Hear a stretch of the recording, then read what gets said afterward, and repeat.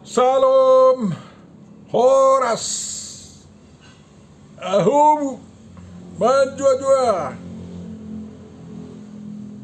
Selamat bertemu dalam channel Langsung Sitorus ini yang kita gunakan sekarang untuk memahami, menafsirkan apa yang menjadi Evangelium pada tanggal 16 Februari tahun 2025 yang kita sebut juga sebagai Minggu Septuagesima. Mudah-mudahan pertemuan kita ini diberkati oleh Tuhan dan bisa semakin memperdalam pemahaman kita tentang apa yang menjadi firman Tuhan bagi kita, dan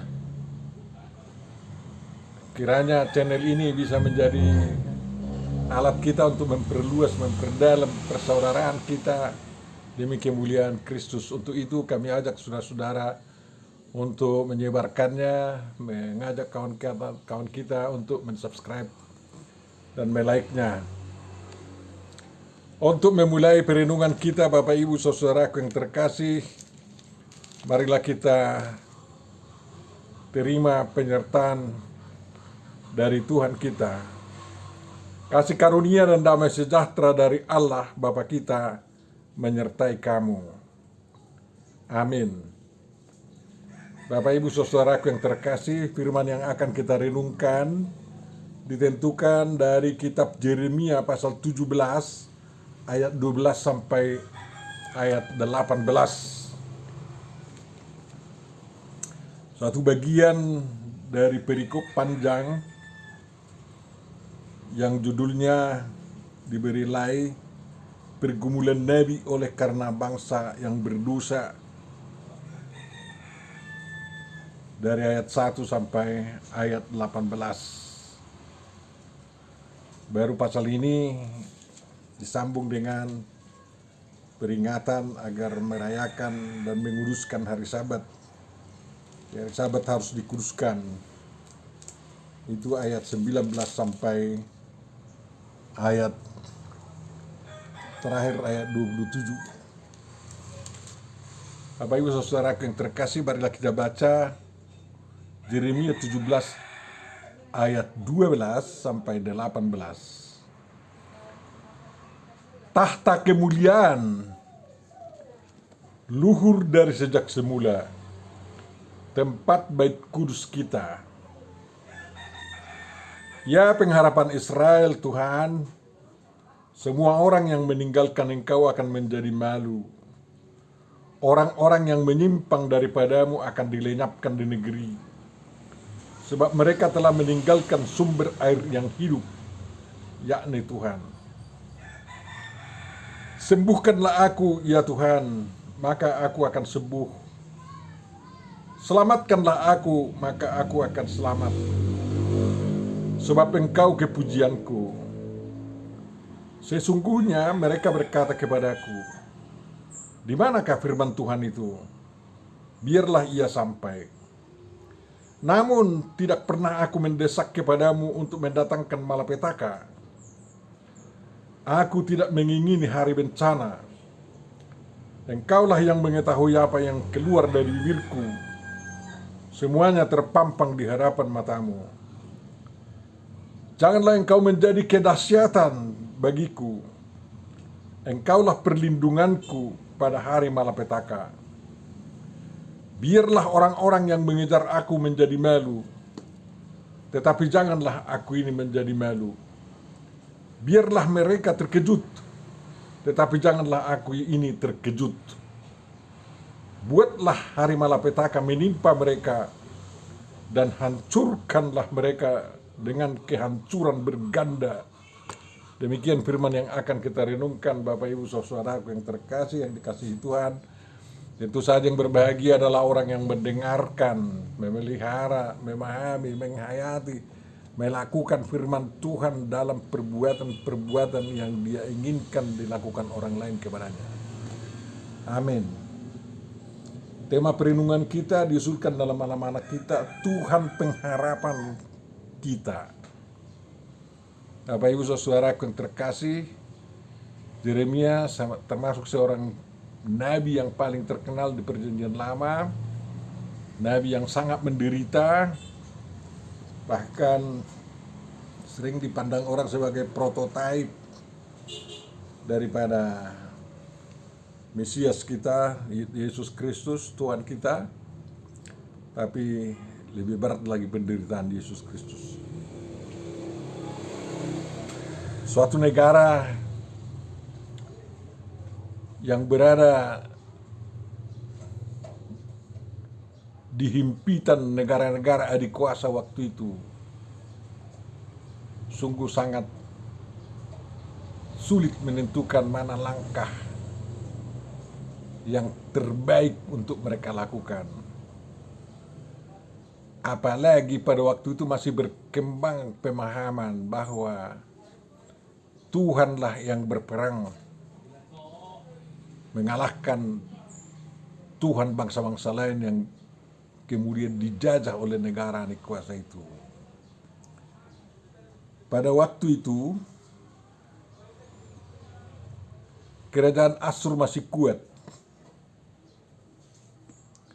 dan sewaktu Raja Asarhadon tahun 680 sampai 669 memerintah di Asyur, dan di Yehuda memerintah Raja Manase.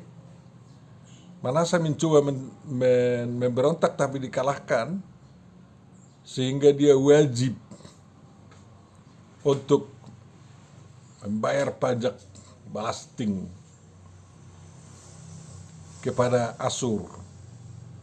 Dan bukan hanya itu, karena dianggap dewa orang yang mengalahkan itu sudah mengalahkan Tuhan yang disembah oleh kerajaan yang dikalahkannya, maka Manase juga wajib menyembah dewa-dewa Asyur.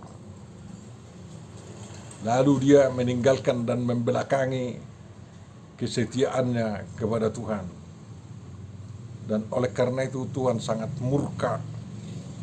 Walaupun datang Nabi memperingatkan Raja Manase agar dia lebih takut kepada Tuhan daripada kepada dewa-dewa orang Asyur, Tuhan atau Manase tidak mau mendengarkan. Dia semakin sesat, dan kesesatannya dinilai Tuhan sangat luar biasa. Sehingga oleh karena dosa-dosanya, semua turunannya dan raja-raja Yehuda sampai zaman terhapusnya kerajaan Yehuda, zaman Zedekia, harus mengalami hukuman yang sangat berat kepada Tuhan. Coba bayangkan itu. Ya. Memang Manase diganti oleh Raja Amon. Ya. Dan Amon pun sesat. Dan sewaktu Amon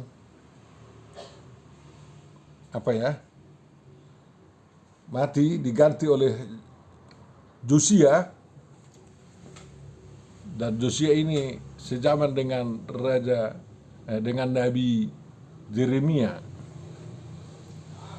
Waktu itu Yeremia masih muda, masih kira-kira 25 tahun umurnya, dipanggil menjadi nabi, dan dia bekerja untuk menasehati Josia yang masih muda agar mengadakan pertobatan nasional, ya, reformasi Josia pada tahun 622. Dan memang terjadi reformasi itu. Tetapi kitab Raja-Raja 2 Raja 23, 26, 27 mencatat bahwa walaupun terjadi reformasi Josia itu, murka Tuhan tidak hilang, terus menyala. Dan dia yang sudah mengatakan akan menghukum bangsa Yehuda oleh karena dosa Manase, dan itu akan terlaksana. Tapi apalah labanya, gunanya Josia mengadakan reformasi, hanya hukuman terhadap bangsa Yehuda itu ditunda untuk generasi yang berikut. untuk pada masa raja-raja Yehuda yang lain. Kalau semasa Josia, ya, mereka aman, mereka dilindungi oleh Tuhan. Tetapi murka Tuhan tidak padam dan akan menghukum bangsa Yehuda oleh karena dosa Manase. Coba bayangkan, setelah Josia meninggal, dia diganti oleh Joahas dan dicatat sebagai raja yang jahat di mata Tuhan. Lalu datang Raja Neko dari Mesir, Firaun Neko, menghabisinya dan dibawanya ke Mesir. Lalu di Mesir dia meninggal. Dia digantikan oleh Sidikia. Dia digantikan oleh Joyakim. Ya. Dia digantikan oleh Joyakim. Dan dia ada 10 tahun memerintah, memberontak kepada Nebukadnezar yang mengalahkan Raja Neko atau Firaun Neko. Lalu dia datang menghabisi Joyakim di Yerusalem. Dan Joyakim digantikan oleh Joyakin atau Jekonya tahun 596, 98 sampai 597, ya, yang masih muda sekali. Karena dia memberontak kepada Raja Nebukadnezar, tentara Nebukadnezar datang untuk menawannya.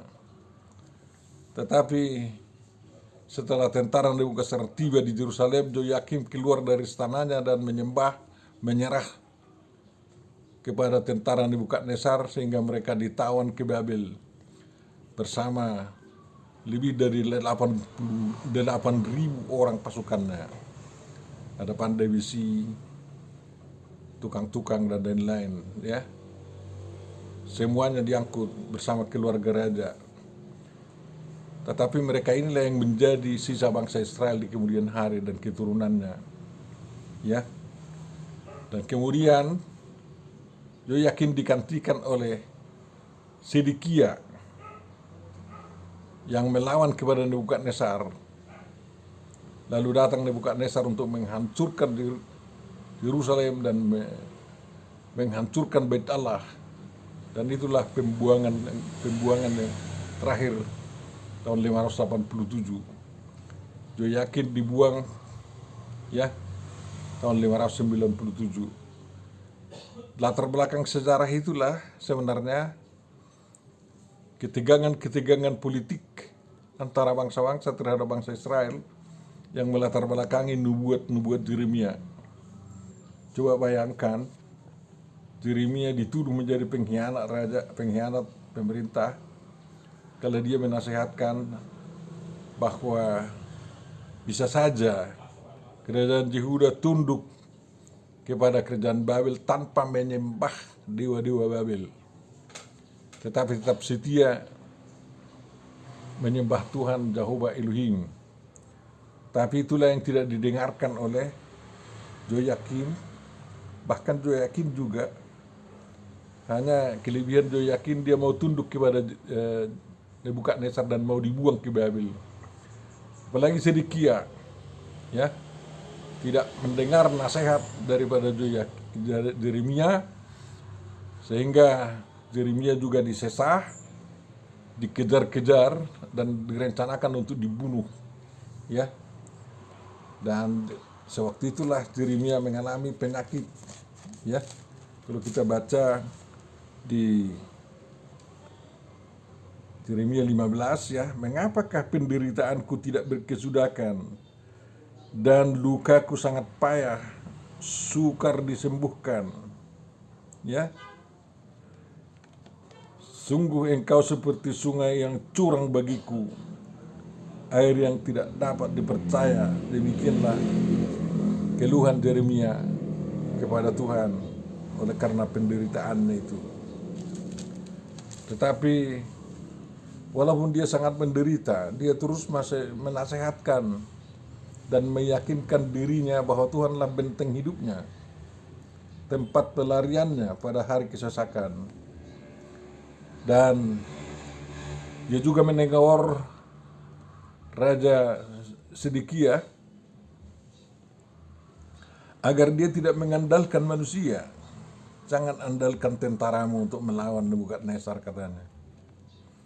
Memang Mesir tidak bisa diandalkan. Yang perlu diandalkan adalah Tuhan. Bagaimana caranya? Sebenarnya bisa dihindari pembuangan yang kedua itu kalau Sedekia dan bangsa Yehuda itu atau kerajaan Yehuda mau tunduk kepada Nebukadnezar, tetapi tetap juga tunduk kepada Tuhan dan setia menyembah Tuhan. Tapi itulah yang mereka tidak lakukan. Sehingga murka Tuhan dilampiaskan melalui Nebukadnezar.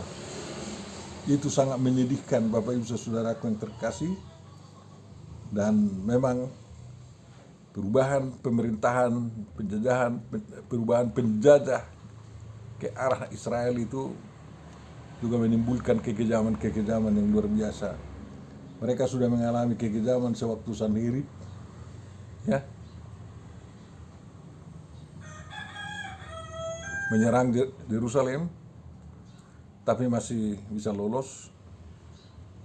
Dan masa setelah pemerintahan kaum Kasdim meribut semua, mengalahkan Asyur, mengalahkan Mesir, dan mengalahkan kerajaan kecil di sekitar Israel. Dan pada akhirnya tentara Kasdim yang dipimpin Nebukadnezar itu mengalahkan kerajaan Yehuda sewaktu Sedekia memerintah. Dan disitulah sebelum Nebukadnezar datang, sebenarnya Yeremia menasihatkan Raja Zedekia dan para tentaranya agar tidak mengandalkan manusia. Tidak boleh anggar jauh. Mereka lebih baik mengandalkan Tuhan. Itu ditegaskan oleh Yeremia di pasal 17, ya, ayat 5. Terkutuklah orang yang mengandalkan manusia, yang mengandalkan kekuatannya sendiri, dan yang hatinya menjauh daripada Tuhan. Dan diberkatilah orang yang mengandalkan Tuhan, yang menaruh harapannya pada Tuhan. Itu 17 ayat 7. Ia akan seperti pohon yang ditanam di tepi air, yang merambatkan akar-akarnya ke tepi batang air, dan tidak mengalami datangnya panas terik, yang daunnya tetap hijau, yang tidak khawatir dalam tahun kering, dan yang tidak berhenti menghasilkan buah. Begitulah orang yang mengandalkan Tuhan, kata Yeremia, ya. Dan tentang dirinya sendiri, ya, Tuhan menyelidiki hati dan menguji batin, termasuk hati dan batin Yeremia, ya. Dan Tuhan membalas kepada setiap orang setimpal dengan tingkah lakunya, setimpal dengan hasil perbuatannya. Jadi waktu itu pemahaman adalah Tuhan dihukum manusia dihukum berdasarkan perilakunya. Kalau kita sekarang ini dihukum berdasarkan apa? Ketidakberimanannya. Ya, bukan dihukum oleh karena perbuatan, tetapi dihukum oleh karena ketidakberimanannya. Kita pengikut Yesus Kristus, kalau tidak beriman kepada Yesus Kristus, tentu saja perbuatannya akan perbuatan-perbuatan yang bertentangan dengan firman Yesus Kristus. Tetapi yang beriman kepada Yesus akan melakukan firman Tuhan Yesus Kristus, kan kayak gitu. Dan di sini pergumulan Yeremia itu untuk menempatkan dirinya bagaimana sebenarnya berdiri di hadapan Tuhan dan berdiri di bahan bangsanya. Karena dia sudah mengajarkan bahwa diberkatilah orang yang mengandalkan Tuhan, maka dalam perikop kita ini kita lihat Yeremia benar-benar mengandalkan Tuhan, baik tentang dirinya sendiri maupun tentang musuh-musuhnya, ya. Jadi dia tidak mengandalkan kehebatannya untuk melawan musuh-musuhnya, tetapi dia serahkan kepada Tuhan. Karena dia terus terang mengatakan, ya, Biarlah orang-orang mengejar aku itu menjadi malu, katanya, dan janganlah aku ini menjadi malu. Biarlah mereka terkejut, tetapi janganlah aku menjadi terkejut. Buatlah hari malapetaka menimpa mereka dan hancurkanlah mereka dengan kehancuran berganda. Yeremia tidak meminta, tambahlah kekuatanku biar kubunuh semua mereka. Tidak begitu. Biar kuhabisi semua orang yang membenci aku, yang menjadi musuh-musuhku. Tidak begitu. Tetapi semuanya itu diserahkan kepada Tuhan. Karena Tuhanlah pengharapannya yang mampu menghukum orang-orang yang menyimpang dari jalan Tuhan, yang tidak mau dinasehati untuk kembali ke jalan Tuhan. Tuhan sendiri yang bertindak kepada mereka. Ya. Tapi tentang dirinya, ya, dia memohon agar Tuhan menyembuhkannya. Ya. Menyembuhkan dirinya yang sakit itu. Karena sudah sering disesah oleh para musuh-musuhnya, ya, sering dibentingi, dipukuli, ya, bahkan dirantai, dimasukkan di penjara dan lain-lain, ya. Jadi sehingga dia sakit dan dia minta agar dia disembuhkan, dan Tuhan ternyata menyembuhkannya, agar dia diselamatkan, dan Tuhan ternyata menyelamatkan Yeremia. Karena kita tahu setelah tentara Nebukadnezar datang untuk terakhir kalinya untuk menghancurkan Yerusalem tahun 587, Raja Nebukadnezar memerintahkan agar Yeremia dilepaskan, tidak ikut dibuang dan tidak ikut dibunuh. Ya. Dan Yeremia, ya, memang tidak ingin terjadi malapetaka itu. Ya, walaupun bangsa itu mengejek dia, mengatakan di manakah firman Tuhan, biarlah ia sampai, katanya. Yeremia tegas mengatakan, saya tidak berniat untuk menyampaikan berita malapetaka kepada bangsa Israel, bangsa Yehuda itu. Hanya Tuhan ajalah, ya. Tuhan ajalah yang menghukum mereka. Dia mengatakan kepada Tuhan, engkau tahu kan apa yang keluar dari bibirku, katanya. Semuanya terpampang di hadapan matamu. Tidak ada saya inginkan malapetaka kepada bangsa ini, ya. Tetapi terserah engkaulah, kaulah yang menghukum mereka. Yeremia sudah sangat sakit memang oleh karena penderitaan yang dialaminya. Tapi dia tidak balas dendam, dia serahkan penghukuman dan penghakiman itu kepada Tuhan sendiri, ya. Dia mengandalkan Tuhan dalam memelihara dirinya. Engkaulah menjadi perlindunganku pada hari malapetaka, kata Yeremia. Kiranya dia katakan Tuhan itu tidak menjadi kedahsyatan kepadanya, tetapi bagi orang lain biar aja Tuhan itu menjadi kedahsyatan, katanya. Dan itu sangat mengerikan memang, ya. Tuhan menjadi harapan Yeremia satu-satunya untuk masa depannya, untuk keselamatannya di tengah-tengah gentingnya peperangan antar bangsa, di mana bangsa yang kuat menjajah yang bangsa yang kecil seperti Yehuda ini. Bapak Ibu saudaraku yang terkasih, ya, Yeremia meminta agar semua orang yang meninggalkan Tuhan itu menjadi malu, bukan dia yang menjadi malu. Memang kalau Tuhan tidak menepati janjinya kepada Yeremia, pasti Yeremia malu. Tetapi Tuhan ternyata menepati janjinya, menepati hukuman yang akan ditimpakannya kepada bangsa Yehuda, ya. Karena ternyata Tuhan menghukum orang-orang yang menyimpang dari Tuhan, ya, dilenyapkan dari negeri Yehuda karena mereka telah meninggalkan sumber air hidup mereka, yakni Jehovah Elohim, Tuhan yang Maha Kuasa itu.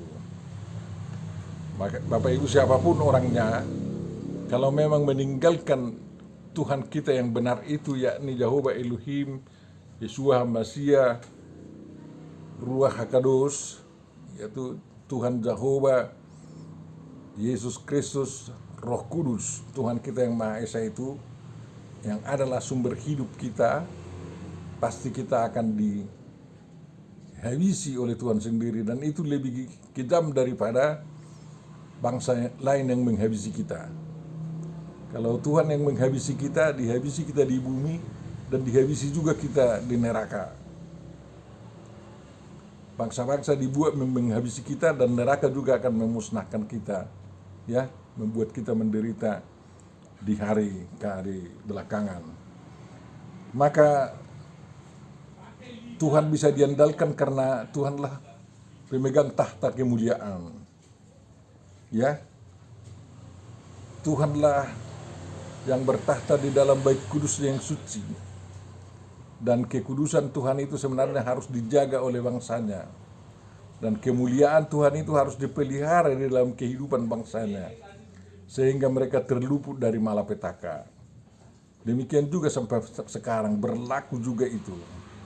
Kalau kita melihat tahta kemuliaan Tuhan, di mana Tuhan Yesus Kristus bertahta, maka kita akan diluputkan dari malapetaka.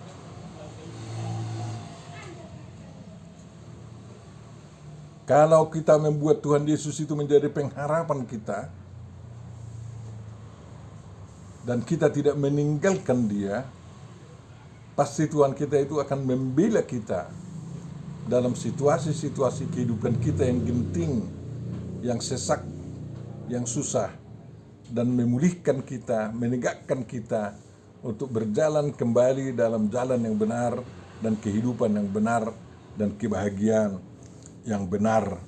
Bapak Ibu Saudaraku yang terkasih, Tuhan tidak menolak orang yang meminta kesembuhan daripadanya.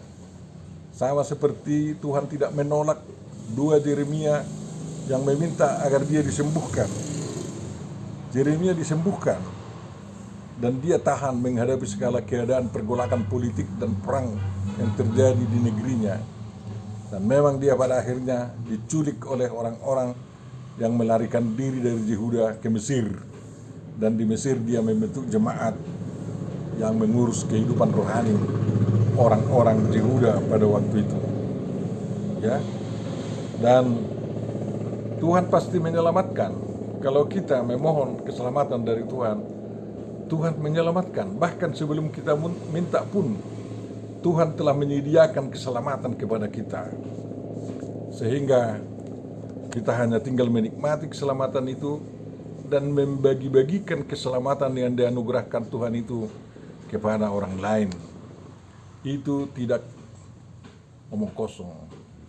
Itu benar bahwa dunia sekarang ini membutuhkan keselamatan agar perang dapat diredakan dan perdamaian dapat dihidupkan dan dapat dinikmati oleh seluruh bangsa-bangsa.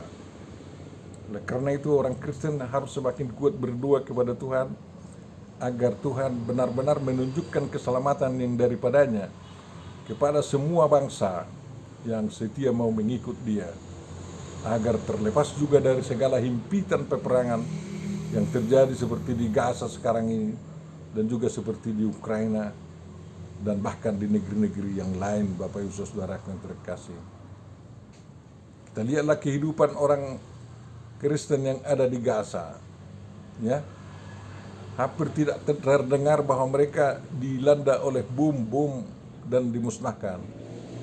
Mereka tetap bisa tenang hidup, ya, tanpa mengkhianati perjuangan orang Palestina dan tanpa mengajak berperang dengan orang Israel. Mereka tetap tekun berdoa agar Tuhan melindungi mereka. Kiranya perjuangan seperti itu akan diteruskan. Kita sangat menyesali bahwa Ukraina itu sebenarnya adalah orang Kristen. Rusia juga orang Kristen. Tetapi mereka berperang karena banyak di kalangan tentara itu yang bukan percaya teguh lagi kepada Tuhan yang Maha Kuasa yang kita sembah itu. Kalau mereka kembali kepada Tuhan Yesus, pasti perang Ukraina Rusia itu segera selesai dan perdamaian dapat terwujud. Ya, tidak mengasah senjata-senjata nuklir untuk menjadikan perang dunia ketiga. Mari kita doakan agar Tuhan menyembuhkan segala luka-luka yang terjadi antara hubungan bangsa-bangsa di dunia ini. Agar luka-luka dalam kehidupan kita, penyakit-penyakit dalam kehidupan kita juga disembuhkan oleh Tuhan. Tuhan itu Maha Kuasa dan itu sudah ditunjukkannya sewaktu Tuhan Yesus melayani di tengah-tengah dunia ini. Dan sampai sekarang, karya Tuhan Yesus menyembuhkan orang-orang yang sakit masih dapat diandalkan. Tuhan memberkati kita semua. Mari kita berdoa. Terima kasih Bapa atas renungan yang sampai kepada kami. Dimuliakanlah namamu dalam Kristus Yesus Tuhan kami. Amin.